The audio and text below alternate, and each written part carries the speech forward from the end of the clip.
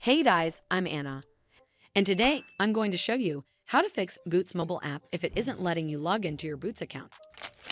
It might be possible that you're not able to log into the Bytes mobile app due to a connectivity issue. So first of all, you need to make sure you have a strong and stable internet connection.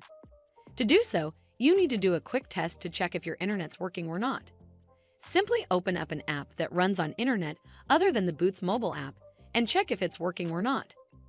You can also try switching from Wi-Fi to mobile data and vice versa. Doing this might help you log into your Bytes mobile app. This should fix the issue, but if it doesn't, then you need to make sure you're running the latest version of the app. Open up App Store on your device, and then tap on this search icon in the bottom right corner. Then search for the Bytes mobile app.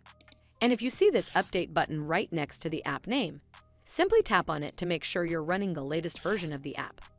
But if you still encounter this issue, then you need to clear App Cache. Go to your device settings and then scroll all the way down to General and tap on it. Then tap on iPhone Storage. From here, search for the Bytes mobile app and then tap on it. Once you're on this screen, you need to tap on Offload App. Tap again to confirm.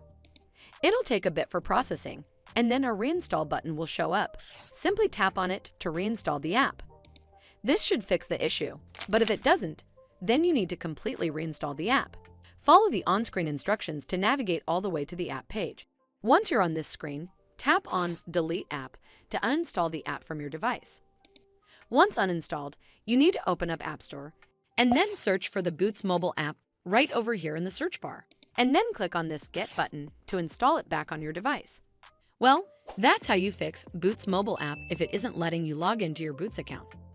I hope you found this video helpful, and if you did, make sure you give it a thumbs up to see more videos like this, and don't forget to hit that subscribe button.